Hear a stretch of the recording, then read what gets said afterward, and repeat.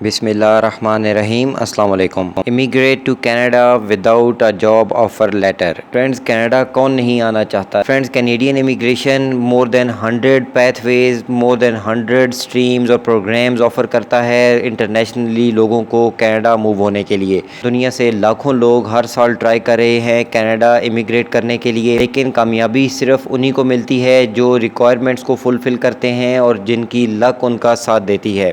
Canada immigration के बहुत से पैथवेज हैं, लेकिन maximum number of streams and pathways requires a job offer letter. कुछ ऐसी स्ट्रीम्स भी हैं जिनमें आपके पास जॉब ऑफर ना हो तो भी आप लोग कनाडा मूव हो सकते हैं और कनाडा का पीआर हासिल कर सकते हैं।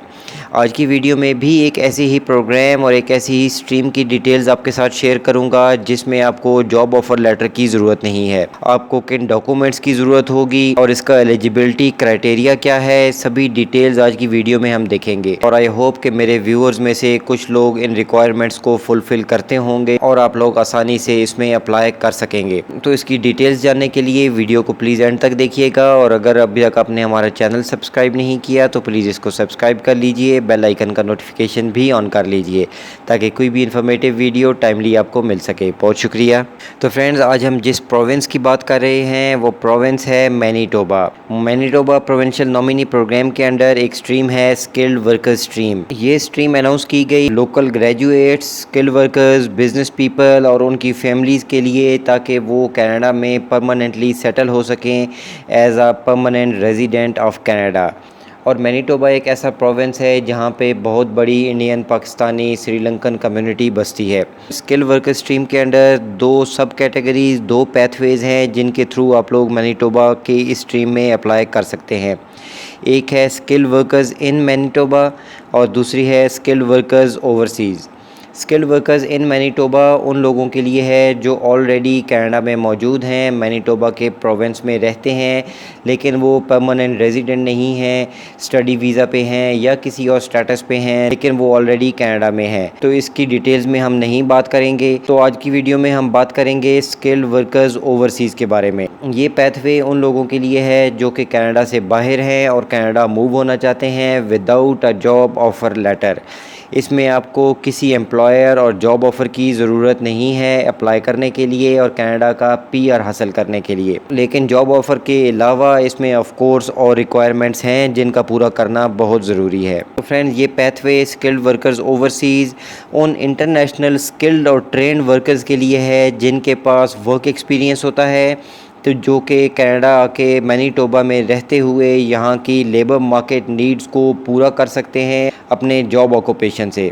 तो मैनीटोबा का प्रोविंस ऐसे स्किल्ड लोगों को नॉमिनेट करता है कनाडा की परमानेंट रेजिडेंसी के लिए, ताकि ये लोग कनाडा में मैनीटोबा में परमानेंटली सेटल हो सकें। इसमें एप्लीकेशन के 3 स्टेप्स होते हैं, जिसमें पहला स्टेप है submit an expression of interest, जो कि विदाउट जॉब ऑफर लेटर आपने सबमिट करवाना होता है। एक्सप्रेशन ऑफ इंटरेस्ट सबमिट करवाने के बाद आपकी एप्लीकेशन को रिव्यू किया जाता है। तो हाई स्कोरिंग क्वालिफाइड कैंडिडेट्स को मैनीटोबा का प्रोविंस आईटीए इशू करता है, जिसमें आप मैनीटोबा प्रोविंशियल नॉमिनी प्रोग्राम से एक नॉमिनेशन सर्टिफिकेट के लिए एप्लीकेशन सबमिट करवाते हैं। मैनीटोबा से नॉमिनेशन सर्टिफिकेट मिलने के बाद आप कनाडा की परमानेंट रेजिडेंसी अप्लाई कर सकते हैं, कनाडा का पीआर अप्लाई कर सकते हैं अलॉन्ग विद योर फैमिली। आपके सभी फैमिली मेम्बर्स को कनाडा का पीआर मिलता है इस स्ट्रीम के अंडर। लेकिन इसका एलिजिबिलिटी क्राइटेरिया क्या है वो भी हम देख लेते हैं कि आपको किन रिक्वायरमेंट्स को पूरा करना होगा और किन डॉक्यूमेंट्स की ज़रूरत होगी। एंड स्किल्ड वर्कर्स ओवरसीज़ में एलिजिबल होने के लिए जो सबसे पहली और इम्पॉर्टेंट चीज़ है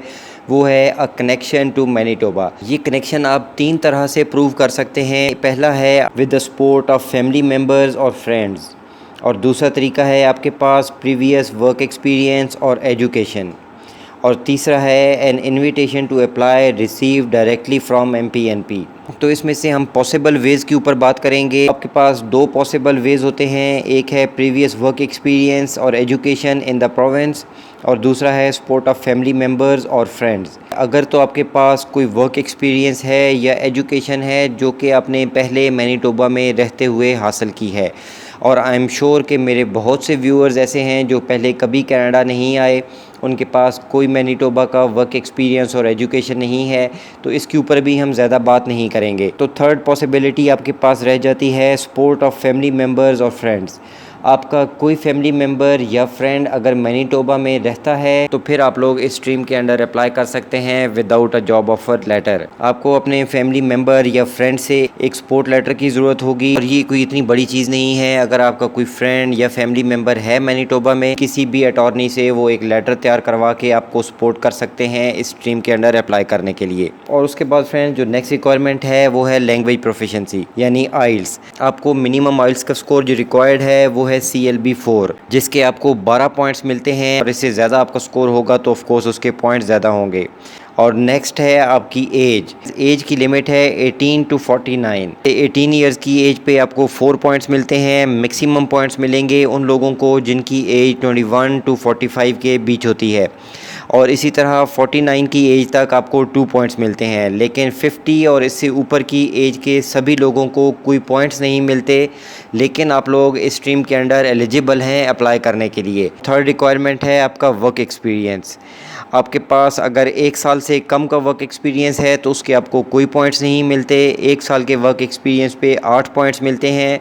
तो फ्रेंड्स एक ये ज़बरदस्त अपॉर्चुनिटी है। फॉर एग्जांपल अगर कोई वेल्डर है और आपके पास 5 साल का वर्क एक्सपीरियंस है तो आपको 15 पॉइंट्स मिल जाते हैं, क्योंकि 4 ईयर्स से ज़्यादा एक्सपीरियंस पे आपको मैक्सिमम 15 पॉइंट्स मिल रहे हैं इस स्ट्रीम के लिए। और उसके बाद जो नेक्स्ट रिक्वायरमेंट है वो है आपकी एजुकेशन में मास्टर्स डिग्री अगर आपके पास है तो उसके मैक्सिमम 25 पॉइंट्स हैं। अगर आपके पास सेकेंडरी एजुकेशन के बाद कोई फॉर्मल एजुकेशन नहीं है तो उसके आपको कोई पॉइंट्स नहीं मिलते। लेकिन सेकेंडरी स्कूल के बाद अगर आपके पास ट्रेड सर्टिफिकेट है, DAE का डिप्लोमा जिसको कहा जाता है पाकिस्तान में, आई एम श्योर इंडिया में भी इस तरह के बहुत से ट्रेड सर्टिफिकेट्स होंगे, तो उसके आपको 14 पॉइंट्स मिलते हैं। इसी तरह सेकेंडरी स्कूल से ऊपर आपकी जितनी भी एजुकेशन होती है उसके आपको ज़्यादा पॉइंट्स मिल जाते हैं। तो फ्रेंड इसके अलावा कोई एसएच और रिक्वायरमेंट नहीं है। अडेप्टेबिलिटी का मतलब है अ कनेक्शन टू मैनीटोबा जो आपने प्रूव किया था, इसमें आपको कितने पॉइंट्स मिल सकते हैं।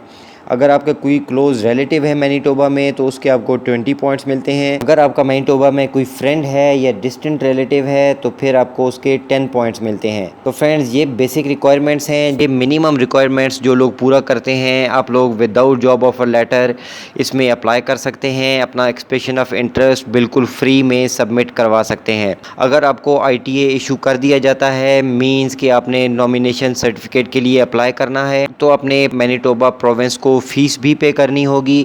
इससे पहले आपने कोई फ़ी पे नहीं करनी, और साथ में आपने अपने सभी डॉक्यूमेंट्स भी सबमिट करवाना होंगे। आप लोग ये पॉइंट्स चार्ट अगर देखना चाहते हैं तो इसका लिंक मैं डिस्क्रिप्शन में दे दूंगा। आप लोग अपना पॉइंट्स कैलकुलेट कर सकते हैं कि आप कितना स्कोर गेन कर सकते हैं। तो फ्रेंड्स अगर आपको ये इन्फॉर्मेशन और वीडियो पसंद आई तो इसकी वीडियो को ज़रूर लाइक कीजिएगा और अपने फ्रेंड्स के साथ शेयर भी कीजिएगा।